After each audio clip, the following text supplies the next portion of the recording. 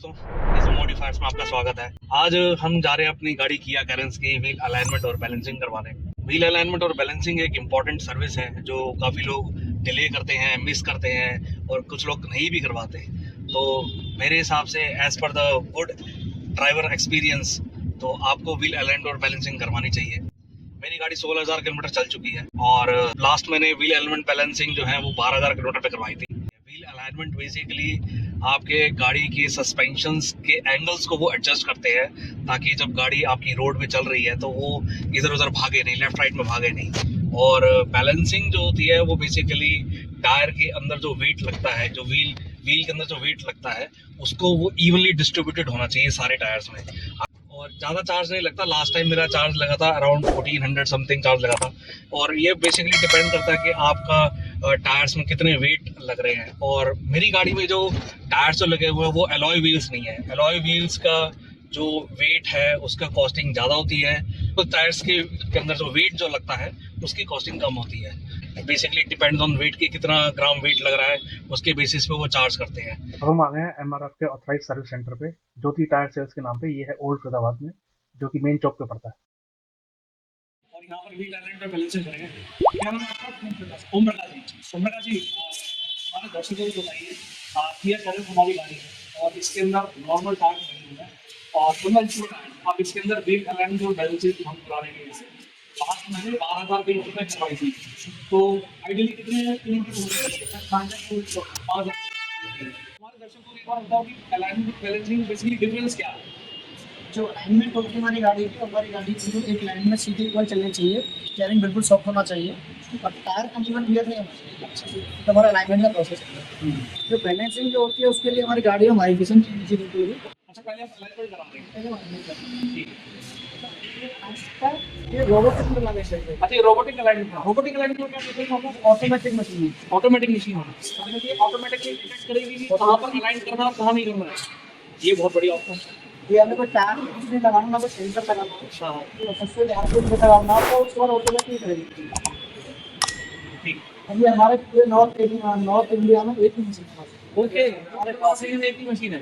ये बहुत तो मतलब कि अगर हम अपने दर्शकों को बोलना चाहें, अगर यहाँ किसी को आना हो तो यहाँ पर आ सकते हैं। और ये आप लोकेशन बता दो कहाँ पर पड़ती है? ये बेसिकली ये ओल्ड फरीदाबाद है जी। ओल्ड फरीदाबाद में मेन चौक पे ही है। मेन चौक पे है। यहाँ पर आप बाहर से देख लेंगे, कैमरा आपको बहुत बड़ा बोर्ड लगा हुआ है। पूरा हाईवे पे ये पूरा दिल्ली पथरा रोड हाईवे पे है ये। ठीक है, देख सकते हैं ये गाड़ी रैंप पे लगा दी है इन्होंने। और अब इसको इनका ये कहना है कि देखो ये रोबोट चल रहा है अभी इस तरीके से। रोबोटिक ये बता रहे हैं कि ये रोबोटिक अलाइनमेंट हो रही है। ये देखो, ये आपको चलता हुआ दिख रहा होगा। ये पूरा इसकी रेलिंग लगी हुई है और इस रेलिंग के ऊपर ये देखो ये चलता हुआ है। और इस सेंसर बेस्ड है ये सारा का सारा कंप्लीट। ये देखिए, और पूरा कंप्लीट सेंसर बेस्ड ये डिटेक्ट करता है कि कहाँ पर गाड़ी में अलाइनमेंट की ज़रूरत है, किस एंगल पे कितना अलाइन करना है, वो सब इसके अंदर मेंशन होगा।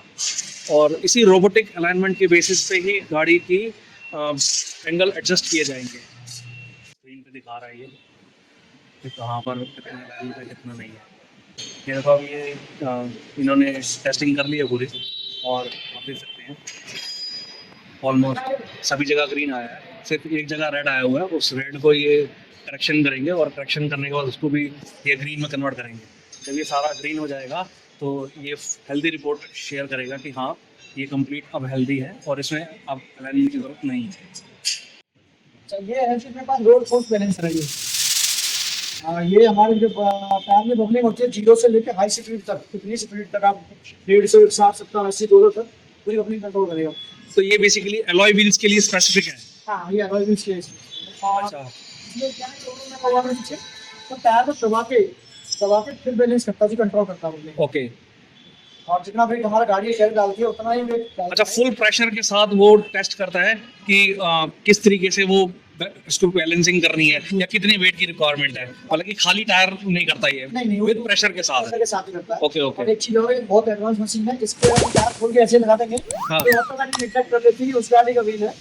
अच्छा, उस हमने उसमें डाला नहीं है। हाँ, हाँ। ऑटोमेटिक कैलकुलेट कर लेती है ओके गाड़ी का व्हील है, इतना नंबर टायर है, कितना प्रेशर उस पर डाल के चलना है। Okay okay. ऑटोमेटिक डिटेक्ट करती है वो कितने इंच टायर है, कितने इंच लगा है, वो सब नहीं ऑटोमेटिक है। और नॉर्मल टायर की बैलेंसिंग के लिए उस अलग से वो अलग मशीन है। नॉर्मली सब चीज़ तो अब हमारी गाड़ी का टायर कौन सी मशीन पे होगा, इस एडवांस वाले पे होगा कि नॉर्मल पे होगा? नॉर्मल नॉर्मल टायर है तो नॉर्मल पे ही होगा। ठीक है। तो हमारी गाड़ी में लगे हैं सिक्योर नट। देखिए 4 नट अलग होंगे और 1 नट अलग होगा। तो सिक्योर नट को खोलने के लिए अलग से एक रोटी दी होती है, अलग से एक इसका ओपनर दिया होता है, उसी ओपनर से ही वो ओपन होगा। बेसिकली ये सेफ्टी के लिए है, ताकि अगर कोई भी टायर आपका खोल ना सके। गाड़ी में जो वेट की बात कर रहा था, बेसिकली ये वेट है ये वाला, आप देख सकते हैं। ये वेट जो है रिम के ऊपर लगाया जाता है। इसी वेट को बैलेंस करता है पूरा रिम कि कहाँ पर कितना वेट करना है। और इसको लगाने का तरीका है, जहाँ पर इसकी रुकावट वहीं पर लगाया जाता है।